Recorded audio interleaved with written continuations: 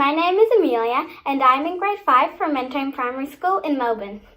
I'm very excited to be part of Kids Teaching Kids this year and present a session about the platypus. Hi, I'm Phoebe. I'm from Mentone Primary School and I'm part of the Kids Teaching Kids team for 2021. Hi, my name's Holly. I'm in grade 5 at Mentone Primary School, Melbourne. I'm very excited to be part of Kids Teaching Kids this year and present a session about the platypus. Hello, my name is Ethan and I'm in grade 5 from Mentone Primary School in Melbourne. I'm very excited to be part of Kids Teaching Kids this year and present a session about the platypus. Hi, my name is Olivia and I'm in grade 5 at Mentone Primary School in Melbourne. I'm very excited to be part of the Kids Teaching Kids team this year and present a session about the platypus. Hi, I'm Nash and I'm part of the Kids Teaching Kids 2021 team. Hello, I'm Olivia. I'm from Mentone Primary School and I'm in Kids Teaching Kids for 2021. Hi, my name is Kira and I'm from Mentone Primary School. Did you know that the platypus is endangered in some parts of Melbourne? And that the platypus spends 12 hours a day hunting? What do you know about the platypus? What do you think is unique about the platypus? Do you know what coin the platypus is on? Discuss it with the person next to you. Here are some fun facts about the platypus. Although platypus are cute and cuddly, male platypus have a venomous spur on their back legs. The platypus is very unique because they're a sort of mix between a mammal, reptile and a bird. The platypus has been on the Australian 20-cent coin since 1966. Did you know that the platypus are the only mammals with a bill? Did you know that the platypus is one of only 2 egg-laying mammals in the world? That's why we need to protect them. Here are some things that you can do. Simple changes in behavior can help reduce platypus deaths. You can play your part by picking up litter to prevent entanglement, keeping dogs on a leash around waterways, picking up after your dog to prevent water pollution, or always taking your fishing line home to prevent entanglement. Thank you for listening.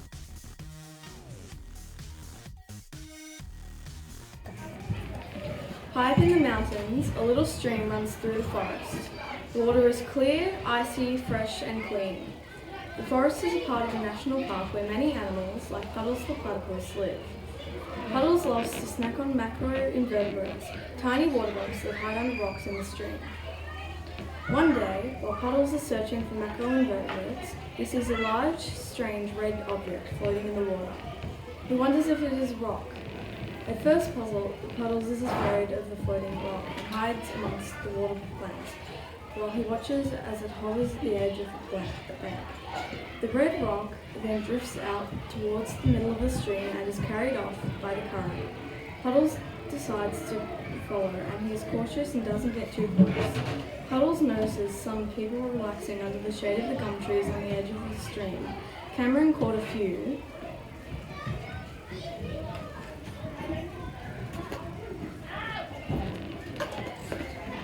Has caught 3 fish, but when he packs up his tackle box, he forgets to pick up a bundle of fishing line sitting on a rock next to the water's edge.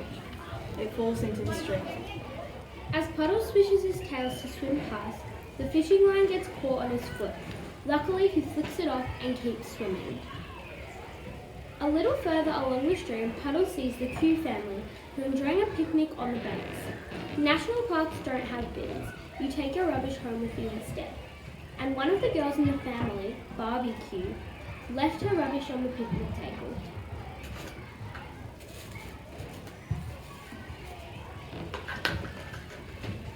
The wind blows it into the stream. Ah, cries Puddles as a plastic bag covers his head. Luckily, he shakes it off as the red rock disappears around the bank. Puddles follows, he hears loud noises and splashing. A group of children are swimming in the stream. Busy Basil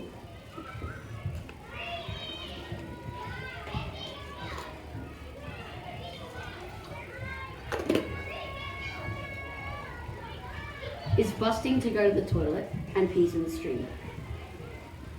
As Puddles avoids the children, he sees a crayfish looking for food between the pebbles. Platypus sometimes eat crayfish, so this one swims away and hides in a nearby water pond. Just beyond the national park, the little stream passes through dusty areas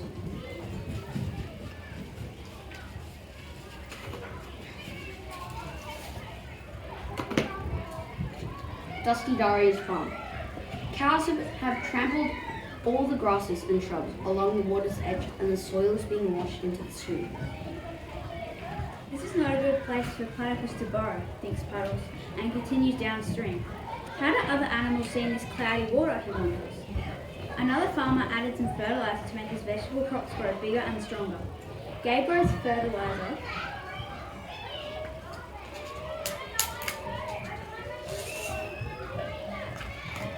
sows through the soil and into the little stream. The fertilizer has made a lot more plants grow from all the extra nutrients in the water. Too many plants makes it hard for Puddles and other animals like dragonfly larvae to find food. The little stream now joins up with other streams from the mountains and turns into a larger creek. New houses line the creek in other suburbs where families want to live. Carlos, the constructor,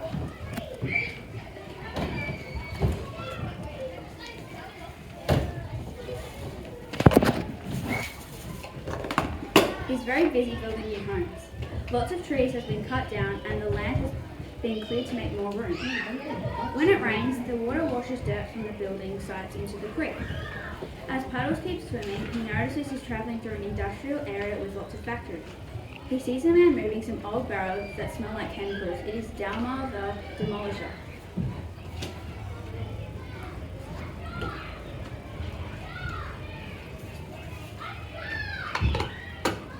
Cleaning up. Dalmar wants to finish work and get home quickly, so he dumps the liquid waste into the creek.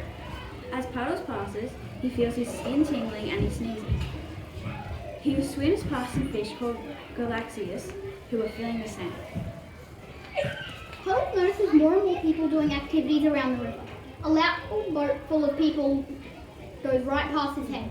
Puddles tries to stay away from the boat, but as he surfaces for air, plonk! Ouch! Cries Puddles as something hard hits him on the head. George Guzzler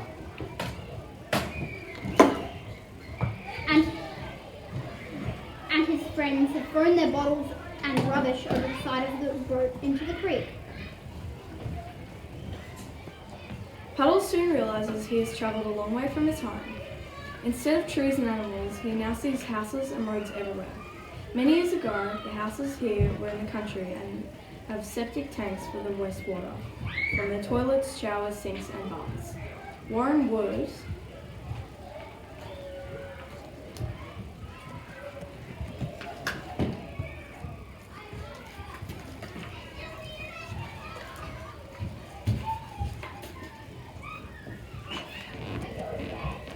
knows his tank is full and has phoned the company to come and empty it next week.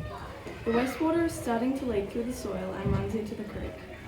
As Puddles swims through the creek below Warren's property, he meets a rainbow trout searching for insect larvae and flies on the water's surface. Puddles is not enjoying his trip and considers turning back when he sees the floating red rock out of the corner of his eye. A big thunderstorm is now passing over the suburbs and the creek. Puddles doesn't mind and keeps swimming. He sees people working outside duck for cover. One man has a big pile of sand in his driveway, which he is using to place his pavers. Perry Paver's stand starts to wash away in the rain.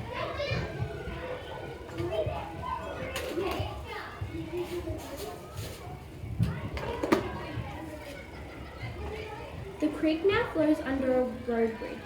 Cars cross the bridge in the rain and water runs off the road. The water running into the stormwater drain is rainbow, coloured from cars that are leaking oil. Ed Shred does not look after his cars very well and oil drips onto the road.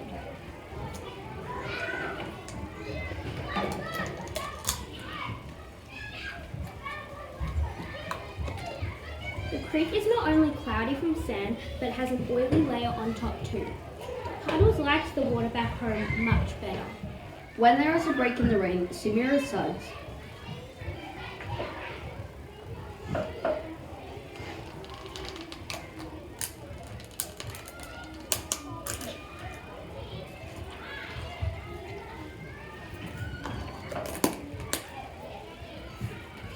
Quickly washes her car on the driveway. The soap and the water run down the driveway into the street where it disappears down the stormwater drain. Yuck, thinks Puddles as he tastes the water. He can't see the red floating rock, so he pushes his way through some reeds and finds some slow-moving water. that isn't as cloudy and tastes much better. He turns his head to a glowing grass rock, almost eaten by a white-faced heron. He has found a wetland. Although Puddles would like to stay, he remembers a red rock and continues on his way. He feels something clinging to his fur and shakes it off. It is green and thick. Earlier in the morning, Galena Gardner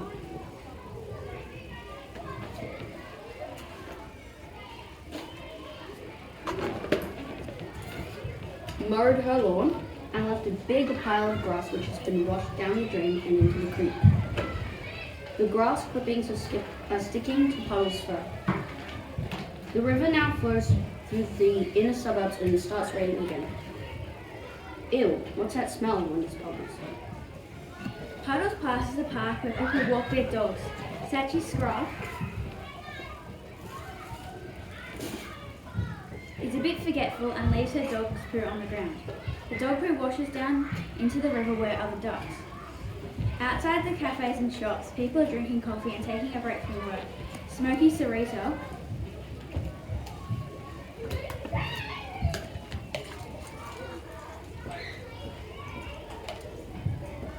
finishes her cigarette and flicks the butt into the gutter. On a wet and raining day like today, all the cigarette butts wash down the drain and into the river. During lunchtime at the local school, the school kids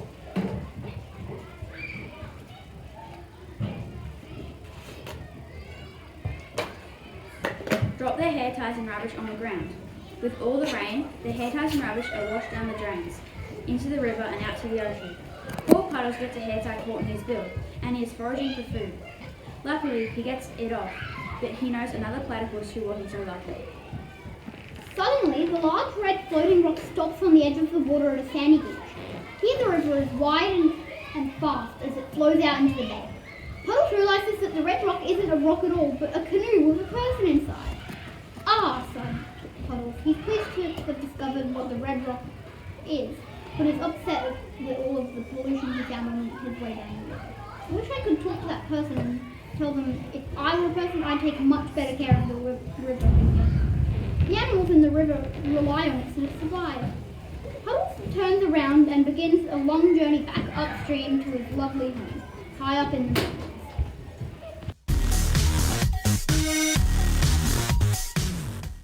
I will be going through your learning intention and success criteria for your lesson on platypuses today.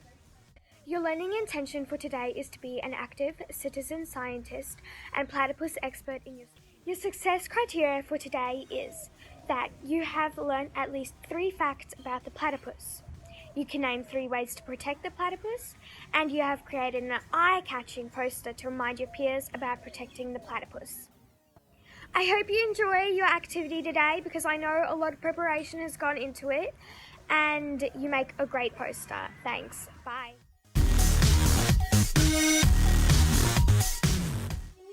Information you've heard from Phoebe and Ethan, we would like you to create your very own poster that shares the importance of protecting the platypus.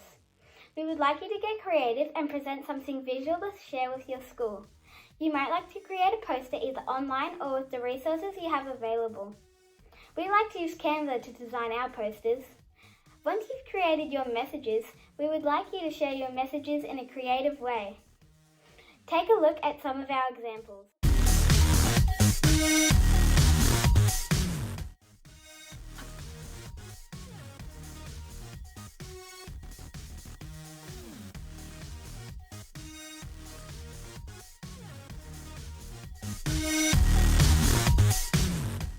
Thank you for participating in our platypus work.